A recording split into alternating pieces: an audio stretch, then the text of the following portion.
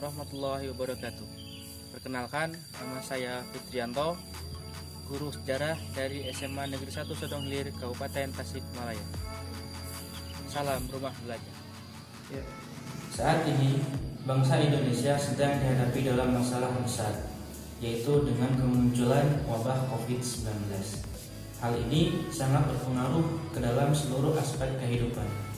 Begitupun dalam bidang pendidikan, terjadi perubahan pola belajar yang dimana biasanya kita melakukan tatap muka peserta didik sekarang berganti menjadi media sistem daring. Nah, untuk berbagi pengalaman mengenai metode daring tersebut, yuk kita simak video berikut ini. Sebelum melakukan proses pembelajaran, hal yang harus disiapkan pertama kali adalah menyusun rencana pembelajaran. Hal ini dilakukan sebagai dasar acuan kita untuk melakukan proses pembelajaran. Dalam hal ini, saya mengambil rencana pembelajaran mengenai pengetahuan virus COVID-19. Setelah melakukan penyusunan proses pembelajaran, hal selanjutnya adalah melakukan pencarian sumber belajar. Dalam hal ini, saya menggunakan sumber belajar utama yang ada dalam portal Rumah Belajar, yaitu konten-konten mengenai COVID-19 yang akan saya bagikan ke dalam grup-grup classroom dari peserta didik.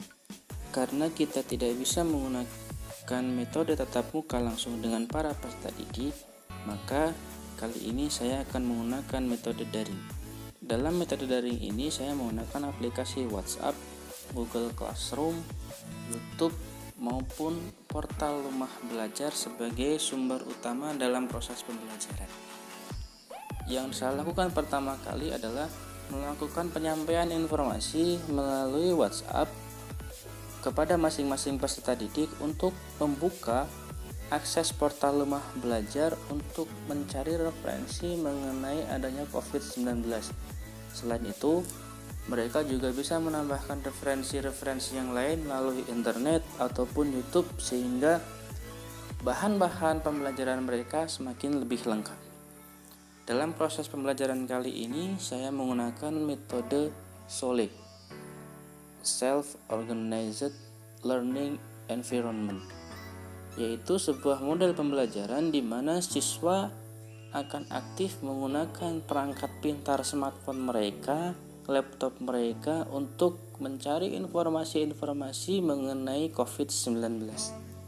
Dalam model pembelajaran SOLE ini terdapat 3 tahapan.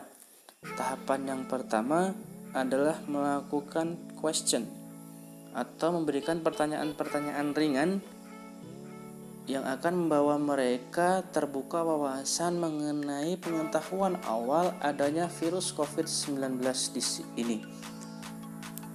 Yang kedua, setelah adanya pertanyaan adalah melakukan investigasi. Para peserta didik dapat berkolaborasi dengan peserta didik yang lain dalam media classroom untuk melakukan kolaborasi, untuk melakukan diskusi mengenai tambahan-tambahan atau referensi-referensi yang lain tentang adanya COVID-19 serta wabah-wabah yang telah terjadi sebelum COVID-19. Sehingga nantinya referensi para peserta didik akan semakin lebih lengkap. Dan yang terakhir adalah melakukan review. Dalam hal ini, saya melakukan review dalam form Google Form, yaitu melakukan evaluasi yang akan nantinya kita gunakan sebagai dasar untuk pemberian nilai terhadap kegiatan pembelajaran yang telah dilakukan oleh para peserta didik.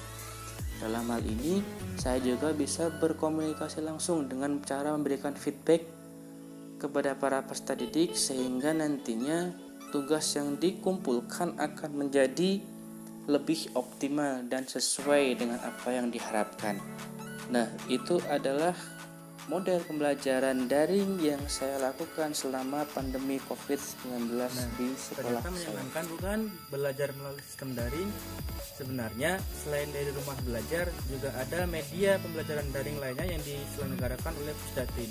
Di antaranya ada TV edukasi, radio edukasi, dan itu pun bisa juga menjadi referensi untuk kita gunakan sebagai referensi dalam pembelajaran daring. Nah, sekian berbagai pengalaman dari saya. Assalamualaikum warahmatullahi wabarakatuh. Salam Rumah Belajar.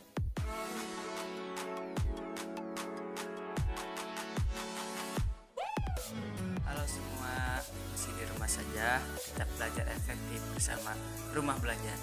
Akses mudah dan materi lengkap, belajar bisa di mana saja, kapan saja, dan dengan siapa saja. Selamat belajar.